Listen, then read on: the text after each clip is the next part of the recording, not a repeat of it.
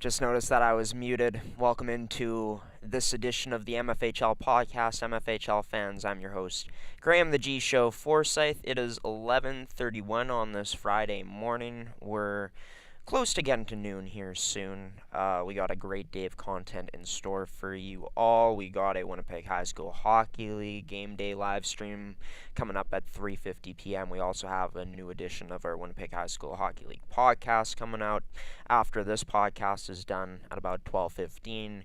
We're also going to be in Stonewall tonight for an MFHL game day broadcast between the Interlake Lightning hosting the Winnipeg Ice at the Stonewall Veterans Memorial Sports Complex, and we're also going to have an MMJHL game, a pretty entertaining one in store between the St. James Junior Canucks and the Charleswood Hawks, as our Prairie Sports Network crew will be on location and on the call for that one. But as for the MFHL podcast, we're going to get into what the standings are looking like as we've hit return to play. We've had that point in the season where, of course, it is after the new year. Teams competed in games last week in the MFHL. We'll go through those. We'll go through the upcoming schedule this weekend. But what we're going to be introducing today is going to be a new segment where Ferdi Nelissen is going to be the main guest on it. We might have other guests along the way on this segment, but he's going to be the main guy on a new segment called College Commits. And what College Commits is going to involve is us talking about the latest commitments of players in the MFHL, signing that commitment to either a university or a college for their foreseeable future in hockey to play at that next level. We'll also get into, what to expect going through the process of the recruitment process, and also as well as what parents, players should expect, at all stages of university and college hockey heading into it, as the goal of the segment is to not only inform the viewers, but inform all the great players in this league about the expectations at the next level. So I'm super excited to get into that and much more in today's edition of the MFHL podcast. We'll show you the standings right away as we see the Winnipeg Ice on top with an 18-1-1 record. Not far behind them, though, literally just 2 points behind them, are the Eastman Selects, who you could argue that's the best team in the MFHL this year. I think whether it's them or the Winnipeg Ice, those are two pretty good choices. But as we take a look at the middle of the standings, the Chiefs and Avros both tied. The Chiefs actually got a huge win against the Winnipeg Avros on Saturday to be able to put themselves up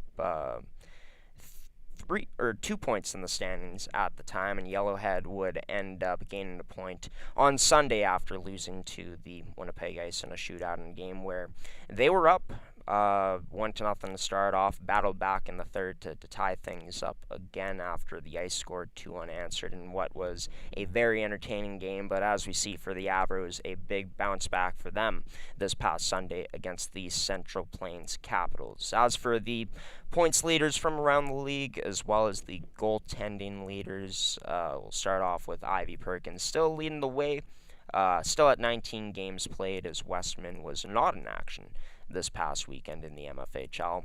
As for Delaney Rigaud, as well as Emily Carrier, they are both top 3 in points. But look at that, Brea Kapusta, University of Manitoba commit, also tied with Carrier for top 3 in points with 24. Carvalho and Wozdesensky round out the list there, with a couple of Winnipeg Ice players making their names onto this top 5. As for the goaltending ranks, the Ice have both of their goaltenders in here. Isla Matthews having herself a stellar rookie season, and the vet in Gina Plett, 10-win season so far with only 1 loss to show for it. But the best goaltender in the league so far, I'd say, has been Addison Tomes.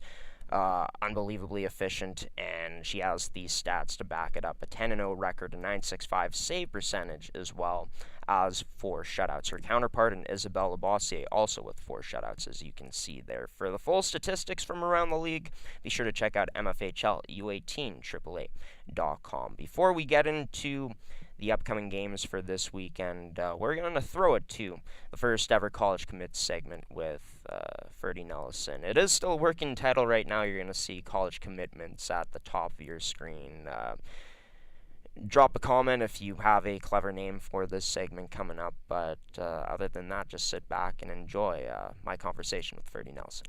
Well, it's the start of a new segment here on the MFHL podcast in season 3. It's a college commitment segment, and basically what this is going to consist of is Ferdi Nelissen joining the show to talk about the latest from around the university/college commitment side in the MFHL of the players in this league who are going to be taking that next step when they eventually do through their commitments of playing at that next level. Ferdi, we've seen quite a few commitments already this year.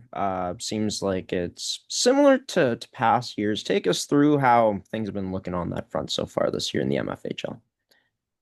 Well, I think it's going pretty well.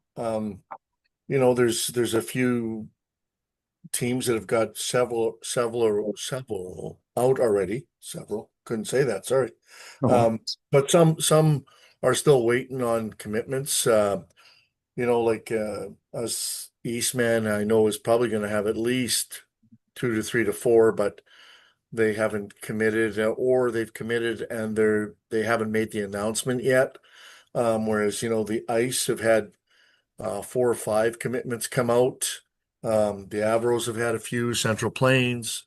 Um, so it's a slow process at times. The universities like to make the announcements, and the league, um, as I do the sort of the social media stuff, I don't like to repost anything unless it's started by the university. Um, you don't want to get ahead of the universities. So they generally make the announcement before the team or the player does. So there are times where it's happening, but you can't say anything. So, right. but in general, I think we're on par for probably a similar year to what we normally have, which is anywhere between 25 to 30 commitments. Really solid too, and great to hear that that's been a pretty consistent number. Talk about what that's been like throughout the years to see that consistency kind of stay the same, and knowing what this league's been doing is working for the most part for, the athletes that take part in play. Well, yeah, it's you know, almost every player, and not all of them, but I would say a large percentage of them all come into this with aspirations of playing at a higher level. Um, that reality is not always there. I think we do a pretty good job when you look at, you have 150 or 60 players in the league, and you take a third of that being graduating players, or maybe a little higher. If you get 25 or 30 and you're looking at, you know, 25 or 30% of your graduating players getting commitments, that well exceeds what is the norm for athletes going on to play college sports. Um, it's 7% of all athletes, 7 to 8% of all athletes that'll ever get to play college sports at any level, whether that be, for hockey, whether it be NCAA Division One, Division Two, Three, U Sport, ACHA, or ACAC.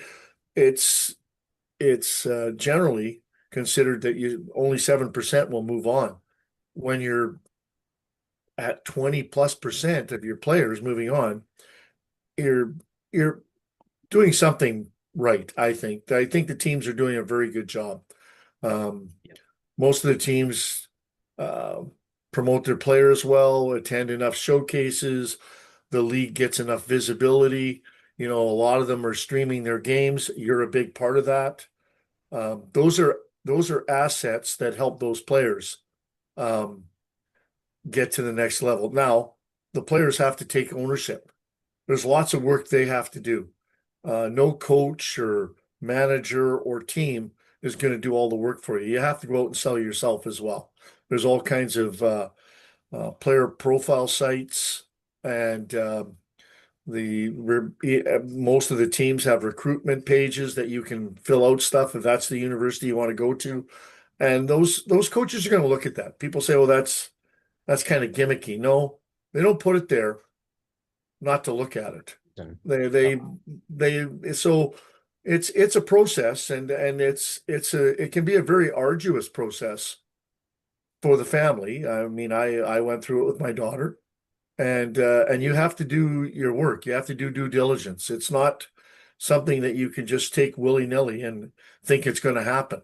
You got to do some work, and you got to do the right things to get there, for sure. yeah, and I think that yeah, just coaches they do stuff for a reason, right? And Yeah. having those forums out there, it's just a way for them to get a feel for the player more because like you said, Well, there's the so one much. thing but families have to understand at the university level is uh, it's not like junior hockey or on the especially on the male side. The coaches and their coaching staffs are the scouts Yeah, at university level. So when they're in their season, they're coaching. So it's not like they can be at the rink all the time, right? Um, there are people that they reach out to.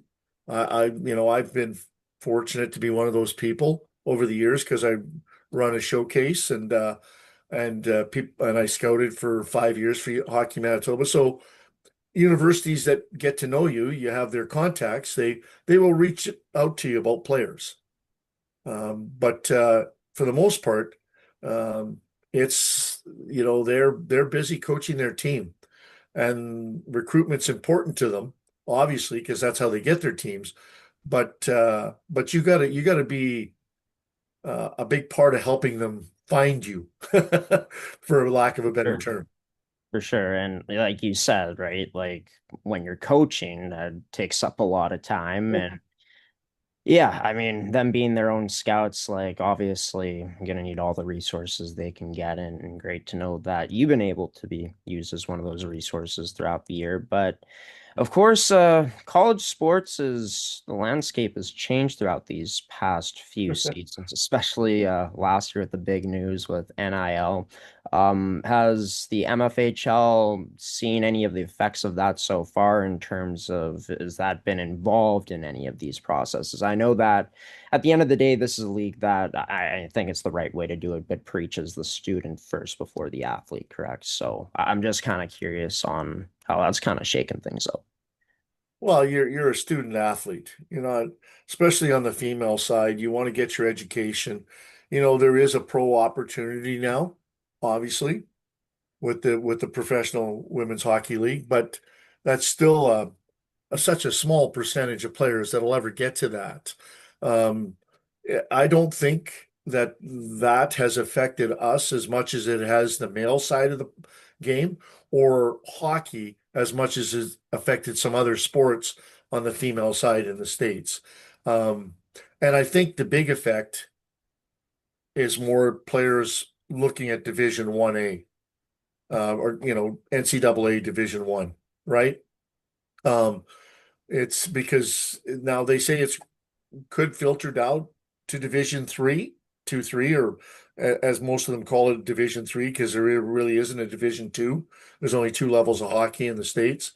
But when it comes to players going the U Sport direction or ACHA, American College Hockey Association, or even we've had some players over the last few years again look at the Alberta College Hockey League, which is a great league with Red Deer and Sate and Nate and Olds and some of those schools. It's a great option, great schools, good hockey, um, and you're still getting some funding for your academics. But I don't think it's touched female hockey um, as at the same level it has the male hockey, Right. right? When they opened it up so that the dub and the O and the Q and the male side could all now go and play NCAA and all that's those kind of changes didn't happen on the female side. Players were always eligible. Now the male side, they can play anywhere they want. That was always the case on the female side. So, the fact is there might be a little bit more money if you play NCAA Division One, but that's nice. But that's still, NCAA Division One. There's only about 1 or 2% of female hockey players that ever get to play at that level.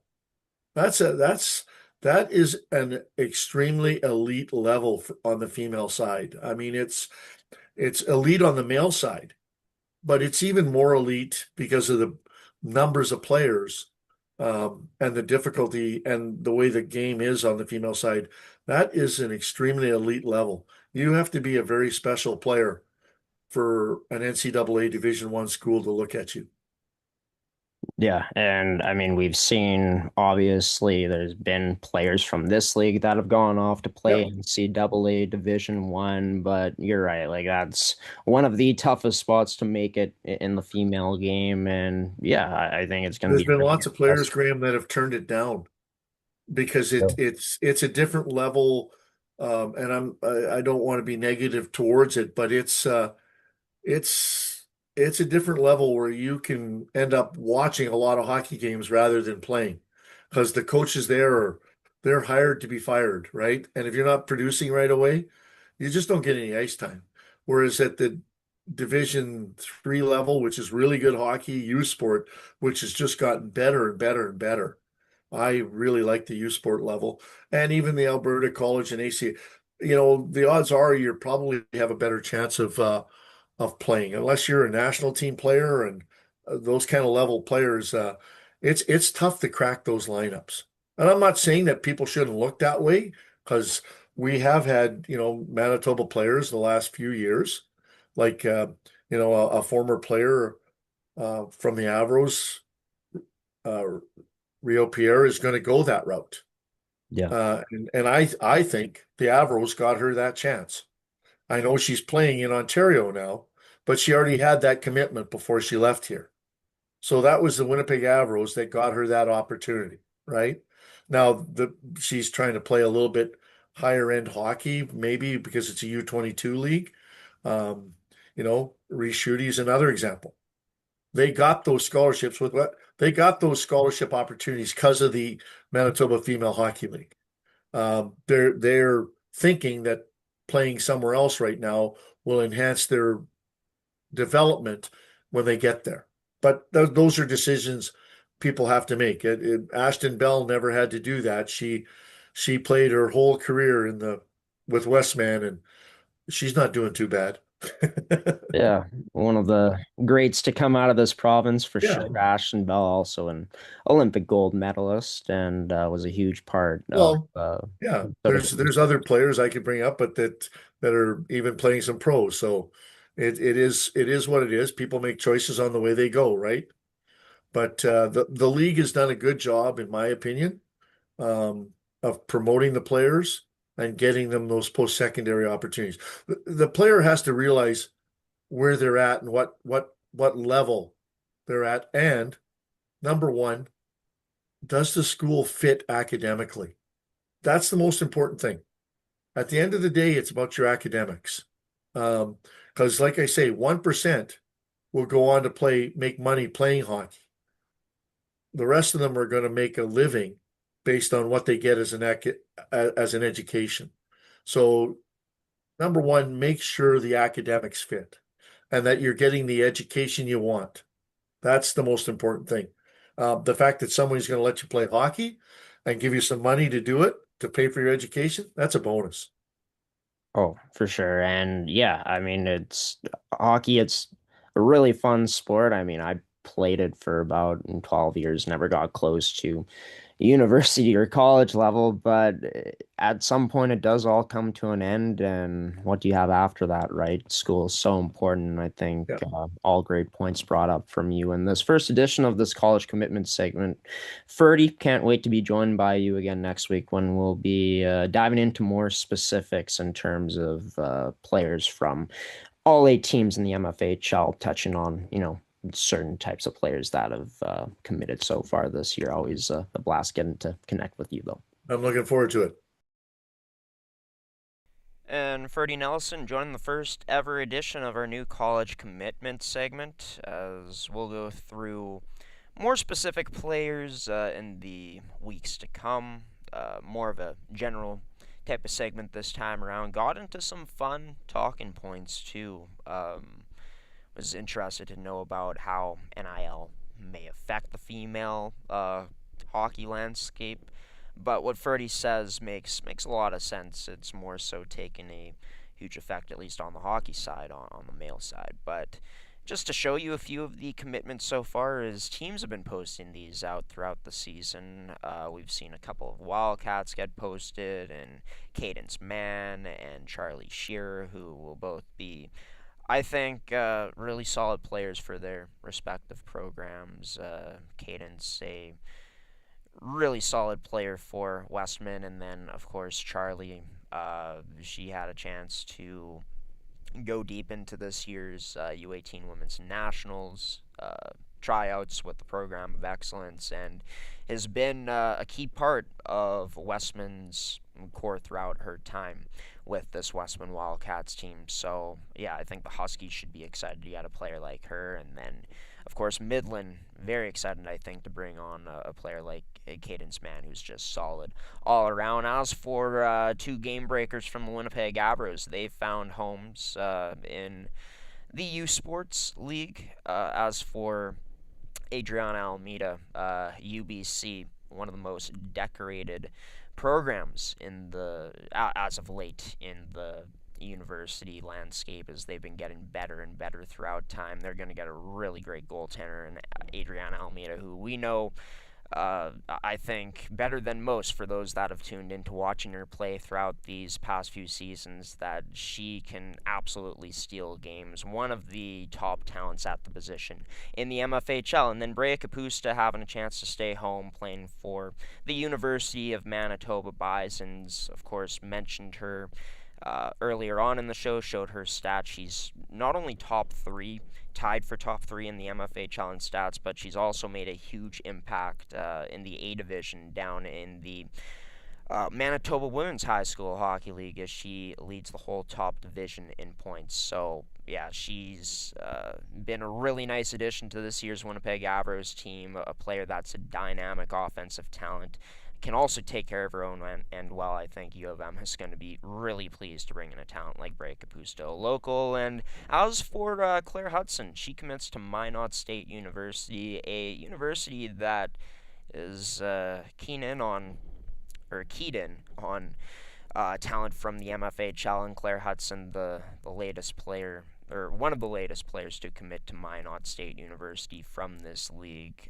She's had an uptick in her offensive game this year, leads the Winnipeg Ice defense in points from just the defensive position, that standpoint of things. And yeah, Claire is also just, again, like the players I've mentioned before, really reliable in her own end, a great two-way player from the defensive side of things, a player that Minot, I think, is looking really forward to having in-house coming up next year. There's many more commitments that we're going to be showing you, different graphics from teams throughout from now until the end of the season, until the end of season 3 of this podcast. So stay tuned for that. And like I mentioned at the start of this episode, may have other guests other than Ferdi, right? Maybe we bring on, players that are actually playing at the college level right now, currently from that played in the MFHL. Maybe we, interview some alumni that have gone through the college lifestyle or university lifestyle fully, and, it would be kind of cool to see where they're at now. And maybe we'll even have some coaches around the league on this show. Coaches like maybe an Ashley Van Aglen, Eugene Kaminsky, teams that, or not teams, or rather coaches that go through a process of talking to university scouts / coaches. I think it would be really great insight to get their take on things as well. So yeah, looking forward to the future of this segment moving forward on the MFHL podcast. That's going to be returning next week, as most likely it's going to be Ferdi as the guest again for college commitments in episode 13 in season 3. But as for season 3, episode 12, we're not quite finished yet. We're going to throw to a commercial break from Can Central Sports Cards and Memorabilia. And then we're going to preview this upcoming weekend a bit, the games that we're going to be covering. And yeah, I'll give my take on 3 of those games coming up next, since we will be broadcasting 3 in the MFHL on a busy weekend from our standpoint. But looking forward to it, as always. We'll be back in a moment. Can Central Sports Cards and Memorabilia commercial coming up next. Can Central Sports Cards and Memorabilia offers the widest selection of sports cards and signed memorabilia in the city.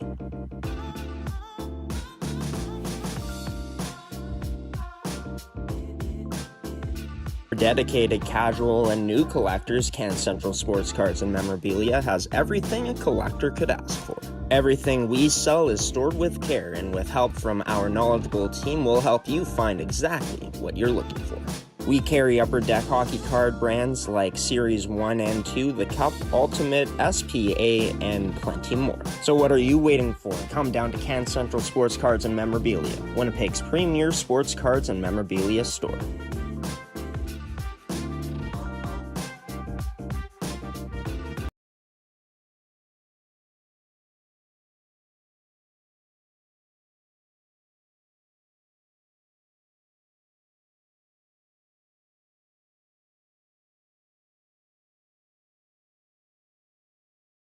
And welcome back to the MFHL Podcast. Just showed you quickly, didn't mean to do that, but Claire Hudson's commitment graphic that I'm pretty sure Minot State University made this, but the Winnipeg Ice posted it earlier on in the season. It was one of the first commitments I saw this year.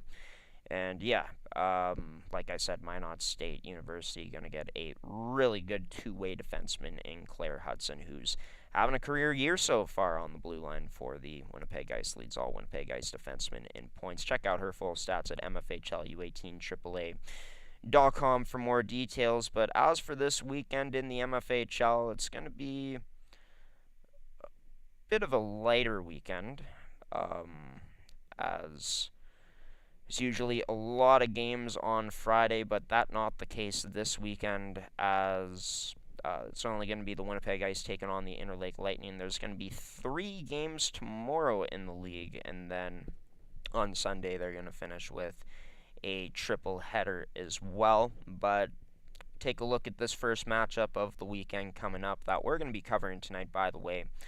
Matchup is available on our use screen service to purchase, as well as all the games from our MFHL schedule for this month in January. But 18-1-1 Winnipeg Ice taking on the 1-16-1 Interlake Lightning. Interlake, I mean, just to be blunt, you're in tough tonight against a Winnipeg Ice team that has continued to play really solid hockey throughout this season. This is a group that's also put 6 wins together. They started off a bit slow against Yellowhead this past Sunday, but managed to find 2 quick goals in the third period. Of course, Yellowhead was able to force overtime, and that game went to a shootout. But take a look at Yellowhead's squad compared to an Interlake Lightning squad. You know you're going to get a hard-fought battle no matter what from Interlake. But in terms of the skill disparity from them compared to a team like Yellowhead, I feel like Yellowhead is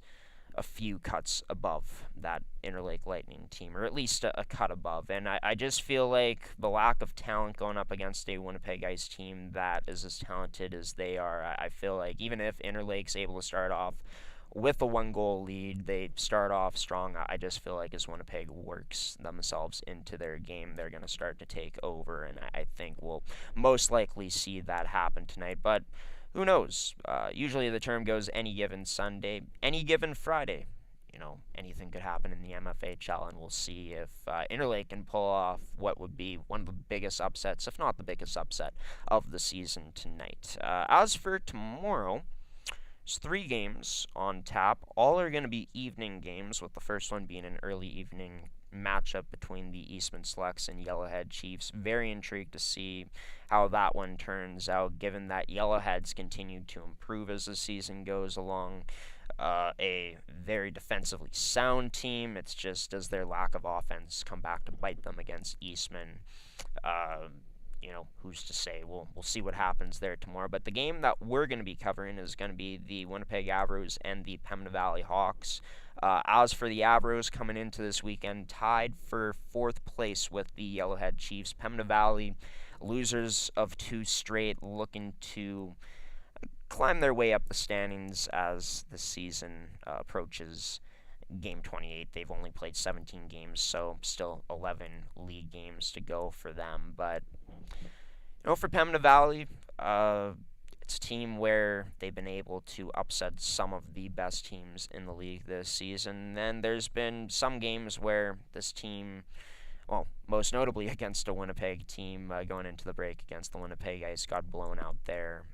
Didn't fare so well against the Eastman Selects last Saturday too, and they're going up against a Winnipeg Avros team that's coming off of a huge win for themselves, 6-1, bouncing back after losing in a shootout last Saturday to the Yellowhead Chiefs. So Winnipeg looking to, of course, build off of that game. I think when this Avros team is able to play at their best, it's tough for many teams in this league to contain them, and we've seen when Madison Froese has been in net, I'm not sure if they're going to go with her or Hannah Bannister, but usually this Pembina Valley Hawks team gives up quite a few shots when Froese is in net. So if Winnipeg is able to establish an attack and get some good zone time going and capitalize on their chances, they have the goal scorers to do that, and Callie Lavalley, Brea Capusta, as well as a number of others. But yeah, if Winnipeg's able to establish the zone, play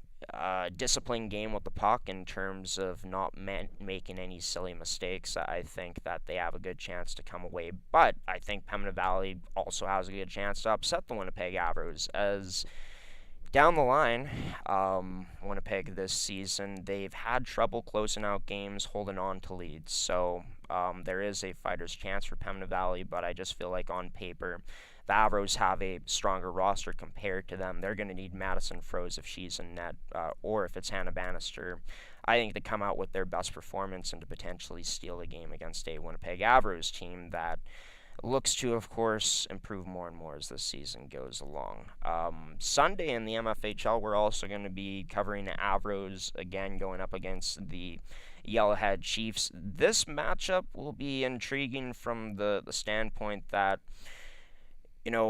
Ashley Van Agelen, very familiar with how this Yellowhead Chiefs team likes to play, a more defensive identity this year, but still a team that's not afraid to get physical along the boards, not afraid to get chippy, and yeah, Yellowhead, I think, is going to want to use that aggressiveness to their advantage. If they're able to take care of the defensive zone, it's going to be interesting to see how this team is able to transition off of that. But what I expect is a tight checking game coming up. These teams have played tight in their first two matchups of the season so far. The Avros looking for revenge, this time at home, coming up this weekend against the Yellowhead Chiefs. And yeah, I feel like in this game, the Avros feeling like they have some unfinished business from last Saturday. And yeah, I think if the Avros are able to get their goaltending, I think on paper they have, the offense to take over the zone against the Yellowhead Chiefs. It's just about if this Winnipeg Avros team can find ways at a high level to capitalize on the Chiefs as the game goes along. I think if the Chiefs are able to keep this a lower scoring contest, that gives them their best chance to win. But if the Avros are able to get their goal scoring going and they get a good game out of their goaltender, I think that Winnipeg has a really good chance this weekend to go 2-0. But you can't count out this Yellowhead Chiefs team who's found ways to stay in games as this season has gone along. A team that's going to play you tight, is going to check you constantly on the forward check, or whether that's on the back check, they're on you with persistence. And yeah, expecting a close game, but I'd probably give the advantage to the Winnipeg Avros, just given what this team is shown they're able to do offensively. It's just about now, are you able to finish the job against the Yellowhead Chiefs when you were up 2-0 last Saturday? Are you able to hold on to that lead? I think this weekend could be great for the Avros if they are able to slay those demons of not being able to close out games if they're able to have strong finishes this week. And it could set the tone for the rest of the season moving forward in the MFHL. As, by the way, just to let you know when these games are going to be played, one game tonight, that's the Interlake Lightning taking on the Winnipeg Ice. 3 games tomorrow, we'll have Avros and Pembina Valley covered, and then we'll have Avros and Chiefs on Sunday afternoon too. All available to watch on gshowproductions.uscreen.io. We're also going to make these available on our main website at gshow.ca. But one final look at the standings heading into another weekend of MFHL action. And yeah, just as always, intrigued to see what another weekend will bring in this great hockey league. By the way, before we end off this episode, want to give a shout out to Reese Beavis, Vivian Seawalk, and Kylie Hack on taking home the Week 13 award honors. For Beavis, she wins Defenseman of the Week, Seawalk Forward of the Week, and Hack, of course, Goaltender of the Week. If you want to check out all of the Player of the Week award graphic cards, the MFHL posts them not only on their social media pages, but on their website as well at MFHLU18AAA.com. And as for this edition of the MFHL podcast, that's just going to about do it. I've been your host, Graham, the G Show Forsyth. Special thanks to you, the viewer, for tuning into this one. Also, a special thanks to Ferdi Nelissen on coming on and being the guest on our new college commitment segment. Thanks to our sponsors in Can Central Sports Cards and Memorabilia, Terrico, Goaltenders, Movement Fitness and Performance, and others for sponsoring this edition of the show. As always, we'll have the Winnipeg Ice taking on the Interlake Lightning tonight. 8 p.m. will be the puck drop on our Uscreen service. We also have a Winnipeg High School Hockey League game day broadcast at 3:50 p.m. today between the Calvin High School Clippers taking on the St. John's Ravenscourt Eagles. We're also going to have an MMJHL game day broadcast at 7:30 p.m. for Charles Wood Hawks taking on the St. James Junior Canucks at home. And then we're not quite done on podcasting yet today. Coming up in about 7 minutes from now, we're going to have our Winnipeg High School Hockey League podcast running called Scholastic. So quite a busy day for us. A lot of content for you, the viewer, to enjoy. If you enjoy all the content, by the way, we post here on our YouTube channel, be sure to consider subscribing and turning on notifications so you don't miss the latest from around the world of U22 hockey here in this great province in Manitoba. Until next week, MFHL fans, when we'll see you all again, I've been your host, Graham, the G Show Forsyth, peacing out and waving goodbye, everybody. Have a wonderful weekend. Enjoy all the great hockey coming your way, MFHL fans. And like I said, we'll see you next week. Take care.